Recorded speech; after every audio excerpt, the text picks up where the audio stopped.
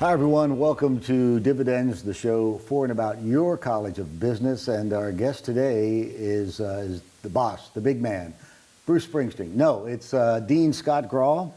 And gosh, you've been here for a year now. Yeah. It seems to me like it's flown by, but I don't know with all you've had to deal with if it seems like it's flown by or if it's been a little slower than that. It does feel like it's flown by. It's hard to, kind of pause and take notice of the fact that, hey, yeah, we've been through an entire academic cycle, been through everything.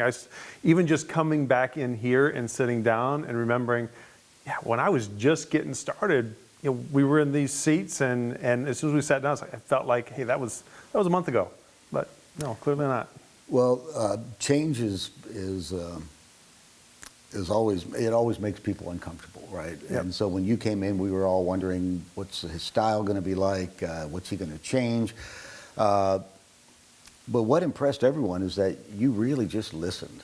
You spent the first several months just listening to all the various constituent groups. And it's not just the faculty, it's not just the students, it's also alums, it's also the business leaders.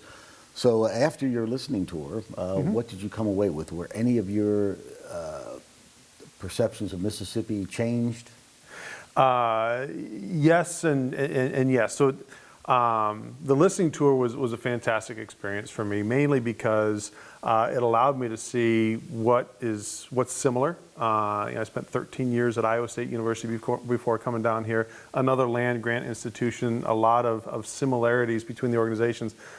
But there's also a lot of differences, and it was fun for me to listen to how we do things here, the passion from our alumni base, which has been a lot of fun for me to. It's not just listening to, how we do things in the College of Business, but it's getting out and talking to alums to learn what their experience was like while they were here. Why are they passionate about Mississippi State? Why do they continue to stay engaged with the College of Business? And that helps me understand not just the day-to-day operations within the building, but just that that lifelong commitment to being a Bulldog, and understand not just what it means to be here in the college, but what does it mean to be a Bulldog.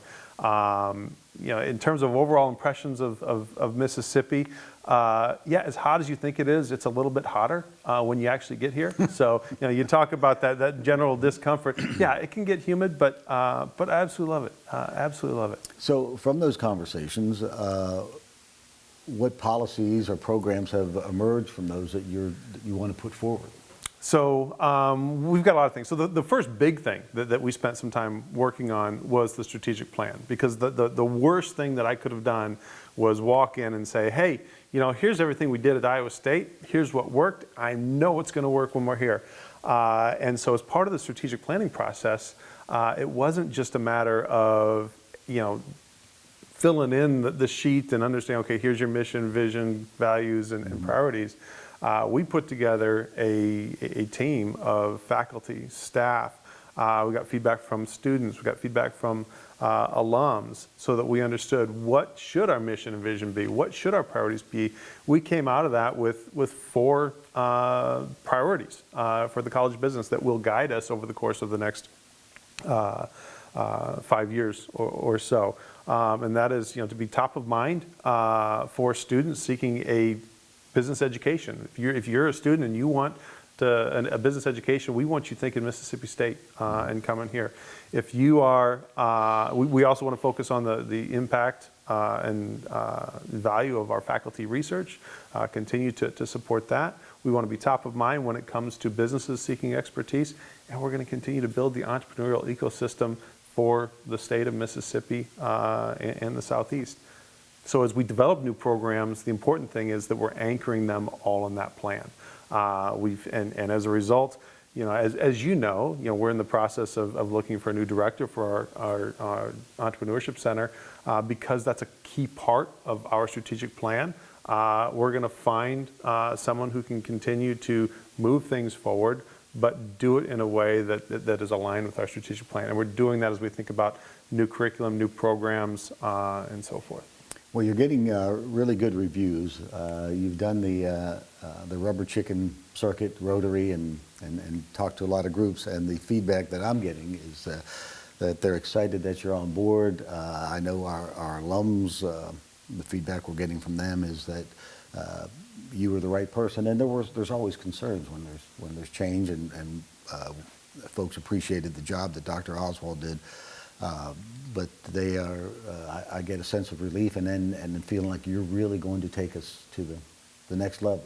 Yeah, well, and I appreciate that, and it's those voices that you're hearing that we're working well with. It's going to take all of those working together to move us forward. I am extremely appreciative for the work of Dr. Oswald. I mean, I could not have walked into a better situation in the College of Business. The East Center was in great shape. We successful reaccreditation of the business college, so it was in great shape, and it was poised, ready for me to come in and take a look at a strategic plan and see where we can move things forward. I think we're in the same spot with the East Center as we look forward from there. Well, there's still a challenge that awaits you, and that is this is my last dividends, and you're taking over as the host, I hear. So we got to take a break, and when we come back, folks at home are going to participate in the interview, your first interview of me. We're going to hand over the microphone. I look forward to it. All right, we'll be right back in a moment. It's been said that every dream has a destiny. That's why at Mississippi State University, our Center for Entrepreneurship and Outreach is encouraging big ideas every day. In fact, our world-renowned process of idea development and immersive learning is so strong that we're unleashing more than 100 startups and spinoffs a year and generating nearly $21 million in annual income for the Mississippi economy. Graduates of the E-Center are realizing success by revolutionizing marketing through technology, solving problems and building efficiencies through innovation, and lighting up lives through play and learning. These and other young innovators are adding hometown jobs, spurring growth in their local communities, and inspiring others to take chances and put their dreams into action. Imagining the possible and achieving it. Mississippi State University.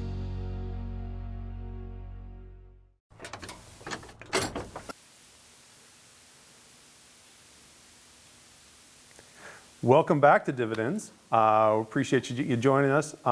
We flipped roles, stayed in the same seats, and I'm going to give this a shot as host because you're going to get stuck with me going forward from here because as you just mentioned, heading off, you are taken off after, what do we say, about 6 years of doing dividends. this? I've been at State since '06, started the first couple years in the president's office and then gravitated to the College of Business. And then David Grawe wanted some programming for the Mississippi State University Network, and I think Dividends was one of the first shows that they did because I had a little bit of broadcasting background. So yeah, it's weird. You come in here and you just feel comfortable. Yep. It's hard to explain, but it's gotten to feel a little bit like home. So I'll miss it. Good. Well, as you look over the course of all the different shows that you've done, any memorable moments or guests that come to mind? Well, of course, anytime you're on, that's always the highlight. Of course. That's called sucking up to the boss. I think the ones I've enjoyed the most have been the ones where we have kids from our outreach programs, like the I Create Camp and the Guitar Building Workshop and Lemonade Day. And to get them up here and talk about their experience, and you can see how Mississippi State College of Business impacted these kids, even though they are in elementary school or junior or senior high. And selfishly, I think that's good because you want them to think about going to Mississippi State. But even if they go somewhere else, to know that Mississippi State had a positive impact on their lives, even though they weren't necessarily Mississippi State students, that's always fun. Yeah. You mentioned some of the outreach and so forth, and you mentioned Lemonade Day. We just had Lemonade Day recently. So how was that this year?